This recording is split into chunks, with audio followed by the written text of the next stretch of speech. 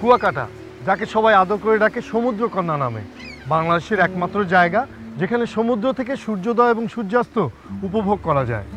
সারা বাংলাদেশ থেকে হাজার হাজার পর্যটক আসে এই সুন্দর দৃশ্য উপভোগের জন্য, কিন্তু এই শান্ত ধীর সমুদ্র কখনো কখনো হয়ে ওঠে অশান্ত এবং ভয়ঙ্কর। গত 6 বছরে এই এলাকায় বড় বড় 3টি ঘূর্ণিঝড় হয়, যাতে প্রাণহানি হয় 5000 মানুষের। শুধু মহাসেনেই এই এলাকায় 3 ভাগের 1 ভাগ ঘরবাড়ি নষ্ট হয়। এমন কোনো পরিবার নেই যাদের কোনো ক্ষতি হয়নি। এই সাগর পাড়ের মানুষেরা জন্মগতভাবেই বেশ উদ্যমী। তারা একত্রিত হয়ে লড়াই করে প্রাকৃতিক দুর্যোগের বিরুদ্ধে। গুরুত্বপূর্ণ প্রশ্ন হচ্ছে, এই প্রাকৃতিক দুর্যোগে আমরা কিভাবে নিরাপদ থাকতে পারি?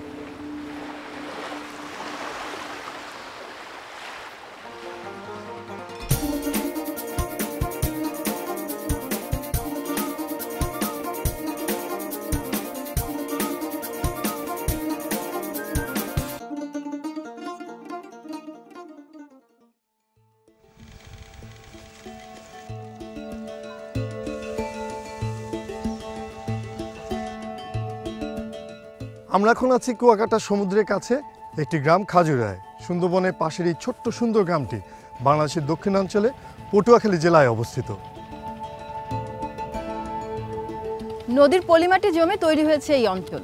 যেহেতু এটা সাগরের খুব কাছাকাছি, সেজন্য ঘূর্ণিঝড়ের মারাত্মক ঝুঁকি রয়েছে এখানে। এই ঘূর্ণিঝড় আশ্রয় কেন্দ্রগুলোই এখানকার মানুষের জন্য একমাত্র নিরাপদ জায়গা।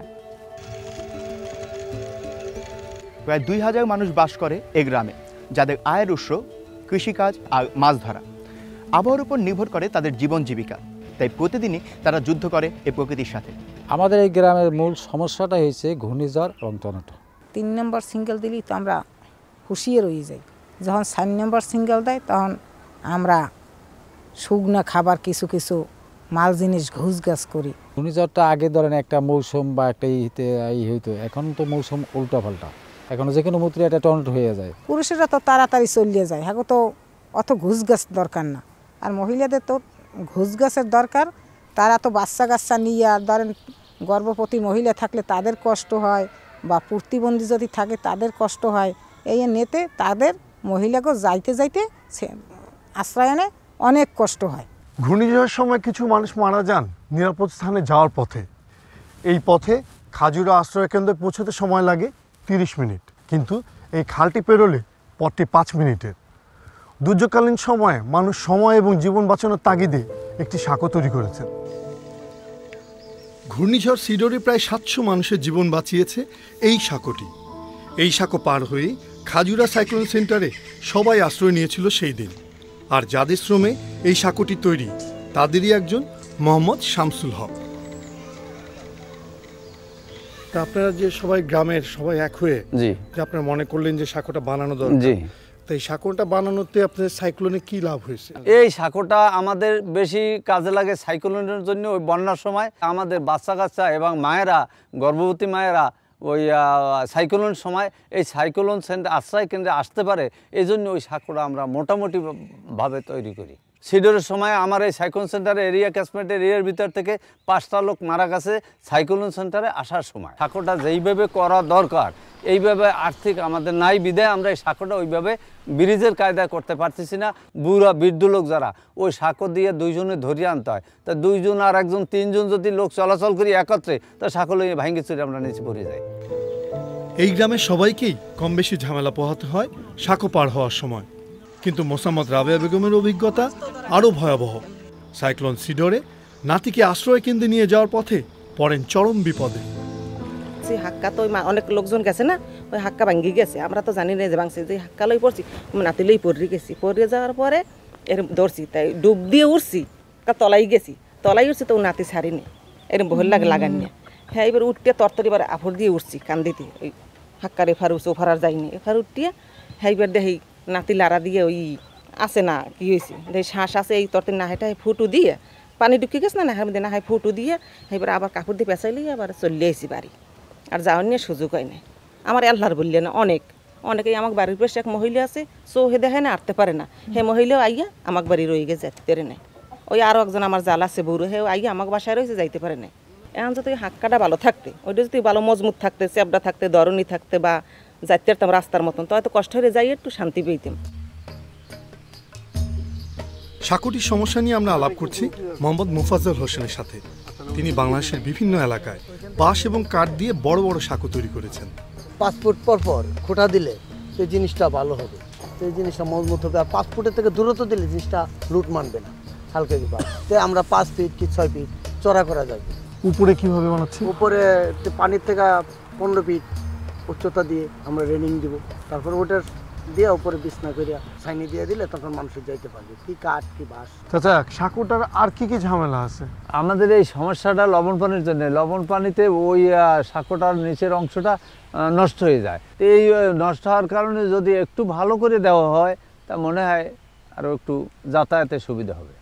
তো সাঁকোটা বানাবো কিভাবে? সাঁকোটা এই দেশে আমি ঘুরে দেখছি যে গাব গাছ পাওয়া যায় ভালো। রোনা পানিতে যখন ওইটার জন্ম, তো ওই গাছটা দিলে টিকবে ভালো, তো এই পানিতে নষ্ট হবে কম। তো এই গাছটা গাব গাছটাই শাখার জন্য খুবই ভালো হবে। এটা শক্ত হবে? হ্যাঁ, শক্ত হবে।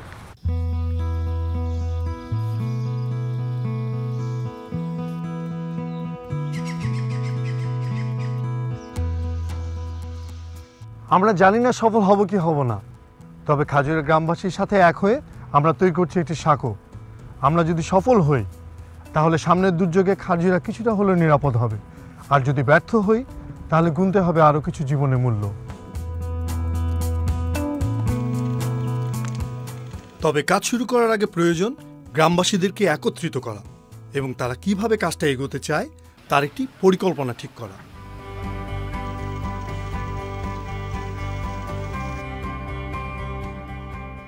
গ্রামবাসীরা সবাই মিলে সিদ্ধান্ত নিয়েছে খাজুরা খালে 75 ফুট লম্বা নতুন একটি সাঁকো তৈরি করার। যেহেতু তারা সবাই নিজেদের কাজে ব্যস্ত থাকে, তাই তারা ঠিক করেছে এই বিশাল কাজটি মাত্র 4 দিনে শেষ করবে। কিন্তু আমি নিজেও জানি না এটা কিভাবে সম্ভব। যদিও সাঁকোর কারিগর আমাদের সঙ্গে আছেন, তবুও এর ভবিষ্যৎ নির্ভর করবে গ্রামবাসীর একতার উপর। আমাদের হাতে সময় আছে মাত্র 4 দিন। আমরা যদি একসাথে কাজ করতে পারি আমরা সফল হবই।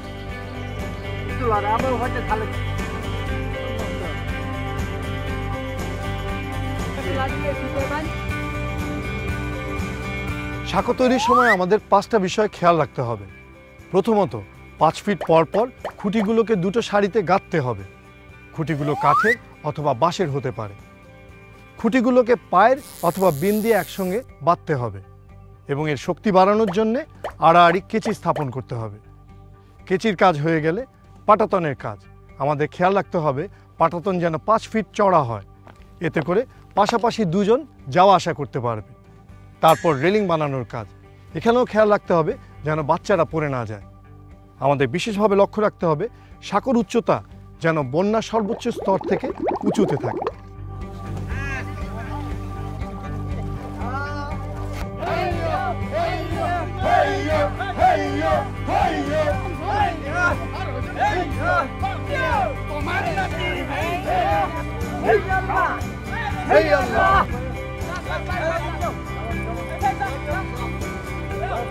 আমরা সবাই যদি একসাথে কাজ করি তাহলে যে কোনো সমস্যার সমাধান করতে পারি।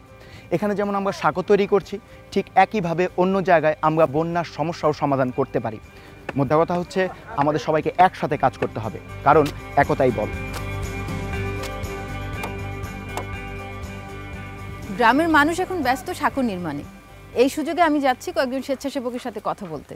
আপনারা জানেন যে 1991 সালে ঘূর্ণিঝড় জলোচ্ছ্বাসে বাংলাদেশে প্রায় লক্ষাধিক লোকের প্রাণহানি হয়, কিন্তু পরবর্তীতে সিডরে এই মৃত্যুর হার কমে দাঁড়ায় 4000-এ। এই সাফল্যের পেছনে স্বেচ্ছাসেবকদেরও ভূমিকা রয়েছে।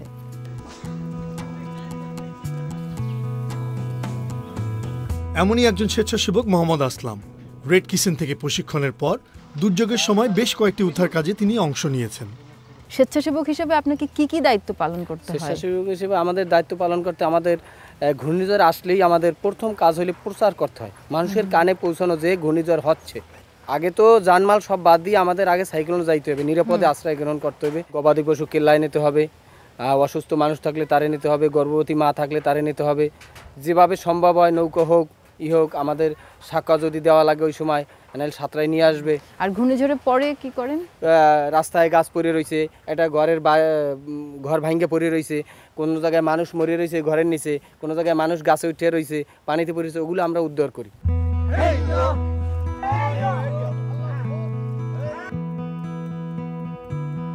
গ্রামবাসী খুব উৎসাহ এবং উদ্দীপনার সঙ্গে সাঁকো তৈরির কাজ করছে। তারা ছোট ছোট কতগুলি দলে বিভক্ত হয়েছে এবং বিভিন্ন কাজ সমাধান করছে। আমরা সাঁকোর প্রয়োজনীয় কাঠ ও খুঁটি গ্রাম থেকেই সংগ্রহের চেষ্টা করেছি, কিন্তু সময়ের অভাবে গ্রামবাসীর সিদ্ধান্তে এই সাঁকোর উপকরণগুলো আমাদের স্থানীয় বাজার থেকে কিনতে হয়েছে।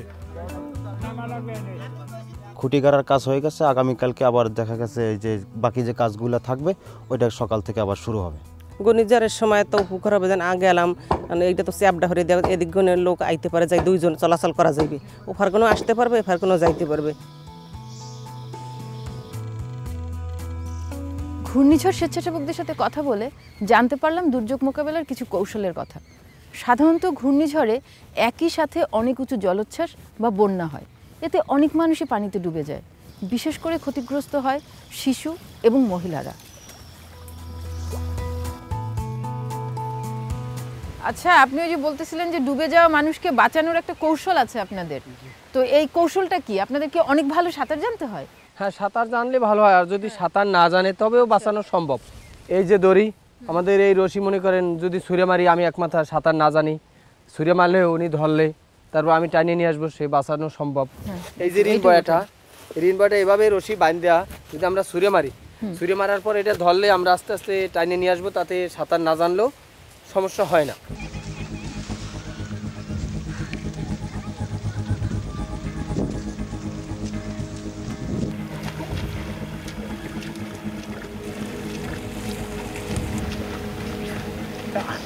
আমি প্রথমে নামলাম, সাঁতরাইয়ে যাই ওর কাছে গেছি, যাইয়ে কাঁধে নিছি, ওরে কাঁধে নিয়ে এক হাত ধরছি আর এক পা ধরছি, নিয়ে আমি আস্তে কিনারে চলে আসি।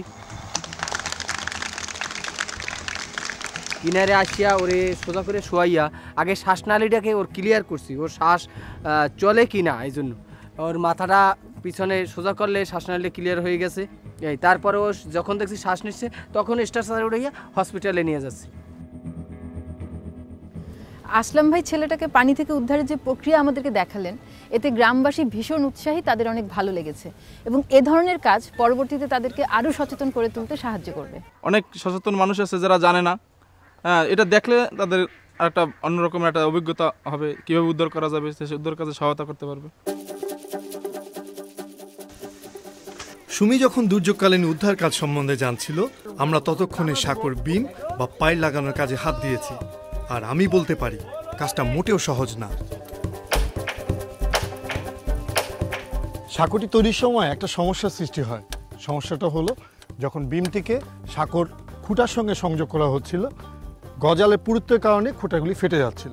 তাই এখন সবাই সিদ্ধান্ত নিয়ে বিমে যেভাবে ছিদ্র করা হয়েছে, খুঁটার মধ্যেও সেই ছিদ্র সৃষ্টি করে এই গজালটিকে তার ভিতর নিয়ে যাওয়া হবে। আমরা গ্রামবাসীর সাথে কথা বলে সিদ্ধান্ত নিয়েছিলাম আমরা এখানে একটা সাঁকো তৈরি করব। খুঁটি ও বিমের কাজ শেষ, আমাদের হাতে আছে আর 2 দিন। এখন অনেক কাজ বাকি, জানি না সময় মতো শেষ করতে পারবো কিনা।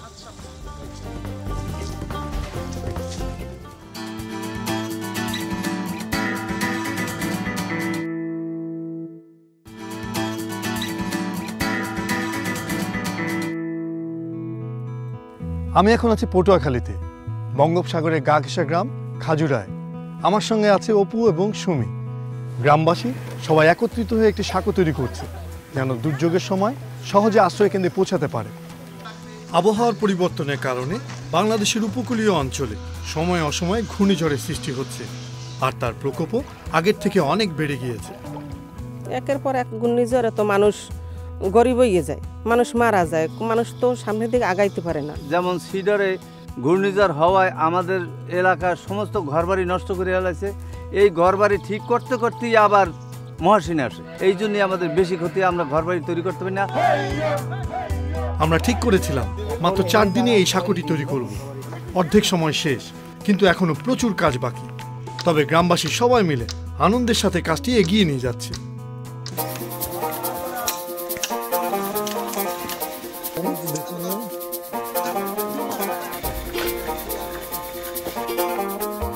আমাদের সাঁকোর কাজ খুব ভালোভাবে এগোচ্ছে। তার মাঝখানে আপনাদের একটা ছোট্ট তথ্য দিই। আমরা খুঁটি হিসেবে যে গাছটি ব্যবহার করছি এটার নাম হচ্ছে গাব গাছ, এবং এলাকাবাসীর সাথে কথা বলে যা বুঝতে পারলাম যে লবণাক্ত পানি এই গাব গাছকে খুব সহজেই নষ্ট করতে পারে না, যার ফলে এটা স্থায়িত্বকাল বেড়ে যায় অনেক গুণ।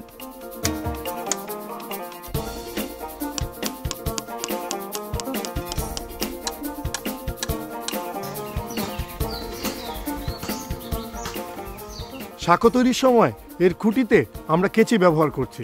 সাধারণত গ্রামাঞ্চলে বিভিন্ন স্থাপনায় ঘর বাড়ি এবং সাঁকোতে এর ব্যবহার দেখা যায়। পাশাপাশি দুটো খুঁটির মাঝখানে শক্তি এবং স্থায়িত্ব বৃদ্ধির জন্য আড়াআড়ি টানা দেওয়া হয়। এই টানাটিকে আমরা বলছি ক্রস ব্রেসিং, যাকে আঞ্চলিক ভাষায় বলে কেচি বা কেচকি। সাঁকোর কাজ চলছে।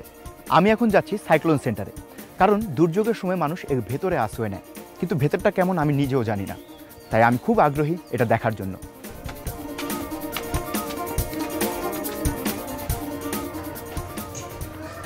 মানুষ আমায় 2000 ধরেন, এটা কথার একটা, আর মানুষ হয় 4000। একজনের মানুষ তো পাও থাকার জায়গা থাকে না, তাই তো বুড়া বাচ্চারা এরা পায়খানা প্রস্রাব করিয়া সব মারি হেলায়, ওই টয়লেটে যাওয়ার নিয়ে কোনো থাকে না। হেতালে এই জানলা থেকে এই এই যে জানলাগুলো এই যে মিশাইলেই এই এই এই ফাঁকা দিয়ে পানি আসে। এই যে ফাঁকাটা থাকে, ফাঁকা দিয়ে পানি আসে, এই সেই দিয়ে পানি এই ভিতরে আসে। এই যে উপর দিয়ে কম আসে, কিন্তু এই নিচে যে পানিটা আসে না, এই পানিটা সব পানিটাই ভিতরে ঢোকে, বাইরে যাইতে পারে না। গ্রামবাসী এই পুরো সেন্টারটা আমাকে ঘুরিয়ে দেখিয়েছে। তাদের অনেকগুলো সমস্যা আছে, তার মধ্যে সবচেয়ে বড় সমস্যা হচ্ছে এই জানলায় ফাঁকা দিয়ে পানি ঢোকে এবং ভিতরে পানি হয় এবং তাদের থাকার অনেক কষ্ট হয়ে যায়। আমাদের যেটা করতে হবে যে খুব সহজভাবে এটা যাতে পানি আসা বন্ধ হয় সেই ব্যবস্থাটা করতে হবে।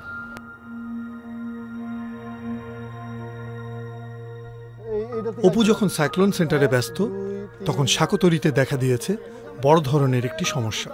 অনেক কাজ বাকি আছে, তক্তালাসা বাকি আছে এবং কেসকি দেওয়া বাকি আছে, কিন্তু গাছ নাই। এখন আমরা এই গাছ বগর আমরা শীঘ্রই করতে পারতেছি না। কালকে একদিন আমার সময় আছে, এই একদিনের মধ্যেই আমার কাজ মানে সব কাজ শেষ করতে হবে। ক্রস ব্রেসিং এর জন্য আনা গাব গাছ সংখ্যায় কম পড়েছে, এটা একটা সমস্যা। এটা তো একটা সমস্যা, কিন্তু এর থেকেও বড় সমস্যা আমার মনে হচ্ছে সময়।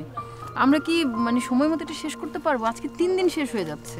এখনো কাঠ ছাওয়ানোর কাজ, রেলিং বানানো, ক্রস ব্রেসিং এরও কিছু কাজ বাকি আছে। দেখা যাক গ্রামবাসীর সঙ্গে কথা বলে কালকে বিকেলের মধ্যে শেষ করতে পারে কিনা। সাঁকোর ক্রস ব্রেসিং বা কাচকির জন্য তো গাব গাছ শেষ, এখন কি করব? এই করসটা একটু বেশি মারছির জন্য, এই কেসিটা বেশি মারার জন্য এদিকে গাব গাছটা শেষ। এখন বাঁশ লাগাইতে পারি, বাঁশ যদি লাগাই তো যে কেউ ওই মনে করেন পরবর্তী 2-3 বছর পরে পাল্টায় নিতে পারবে। এটা তেমন কিছু কঠিন কাজ না। গ্রামবাসী এবং বিশেষজ্ঞরা মিলে একটা সিদ্ধান্ত নিয়েছে যে যেহেতু গাব গাছ নেই, সেহেতু সাঁকো নির্মাণে বাঁশ ব্যবহার করা হবে।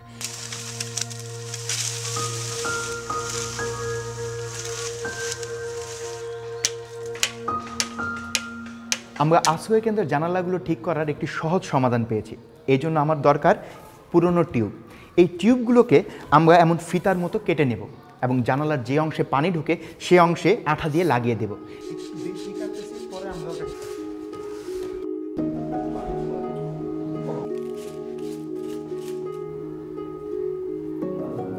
এখানে রাবার লাগানোর আগে আঠা যখন লাগাবো তার আগে আমরা এখানে ঘষে নেব, যাতে আঠাটা এখানে ভালোভাবে লাগতে পারে।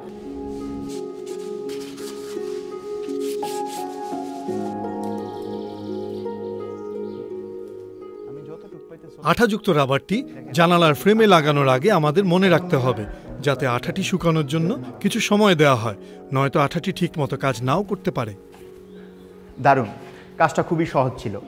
এখন সাইক্লোনের সময় আর বৃষ্টির পানি ভিতরে ঢুকবে না এবং ভিতরটাও শুকনো থাকবে। কিন্তু এই সহজ পদ্ধতিটা কি আদৌ কাজ দেবে?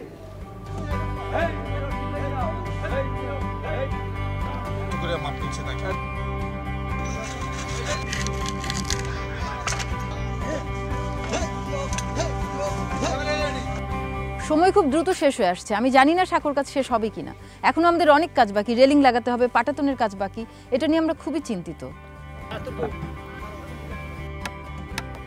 সাঁকোর কেচির কাজ শেষ, শুরু হয়েছে পাটাতন ছাওয়ানো। আজকে কাজের শেষ দিন, বাকি আছে রেলিং বানানো এবং সম্পূর্ণ পাটাতনের কাজটা।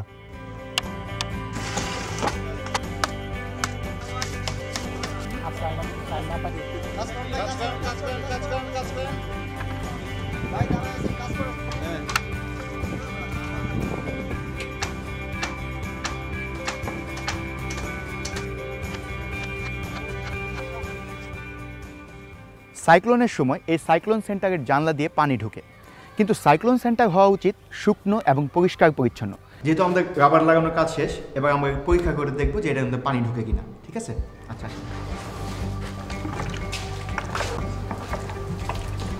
তার মানে কি আমরা সফল? জি সফল। হ্যাঁ খুব খুব ভালো হয়েছে, খুব ভালো হয়েছে। টায়ার সেকন করে ফিতার মতন কাটিয়া গাম লাগাইয়া তারপর ওই আমরা এর মধ্যে লাগাই দিছি। কাজটা খুবই ভালো। আমাদের আগে মনে ছিল যে খুবই কঠিন, কিন্তু এখন এই যে ওই টায়ারগুলো ফেলানো টায়ারগুলো দিয়ে যে এই কাজটা করা সম্ভব এটা এখন বুঝলাম, কিন্তু আগে বুঝিনি। আগে যে পানি ঢুকতো এই সহজ উপায়টা আমরা তো আসলে জানতাম না, কিন্তু এখন আমরা সহজ উপায়টা আপনাদের সহযোগিতায় আমরা করতে পেরেছি এবং আগের থেকে মানে সবাই জানবে যে এখানে আর কোনো সমস্যা নেই, আমরা কোনোখানে গেলে ভালোভাবে থাকতে পারবো।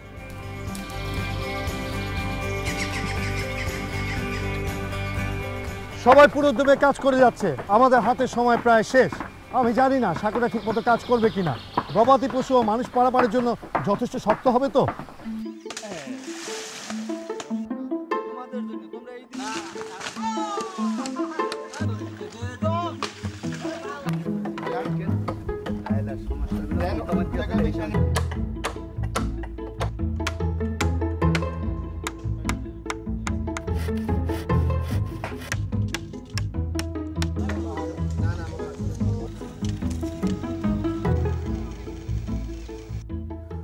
উপকূলীয় অঞ্চলে আসার পর এলাকার মানুষের সঙ্গে কথা বলে জানতে পারলাম ঘূর্ণিঝড়ই হচ্ছে এই এলাকার বড় সমস্যা।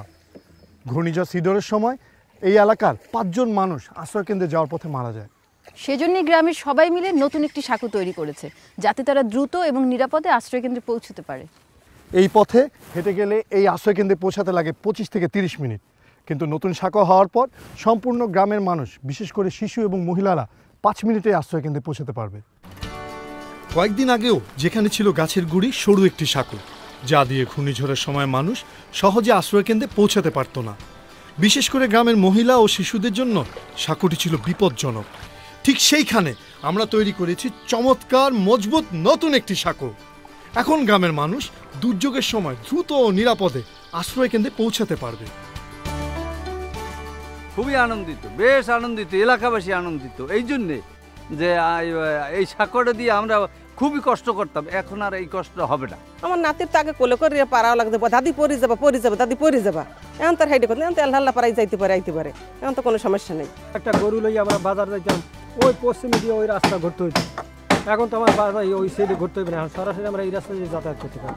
সাইক্লোন যদি আবার আসে, আশা করি আসবে না, আল্লাহর কাছে এটা প্রার্থনা করি, তবুও যদি আসে, এরপরেও যদি আসে, আসলেই ব্রিজটা আমাদের বেশ উপকারে আসবে।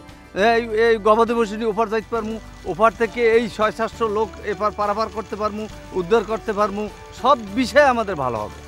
গ্রামবাসী সফলভাবে সাঁকো তৈরির কাজ শেষ করেছে, আর সাঁকোটা হয়েছে দেখতে সুন্দর এবং মজবুত।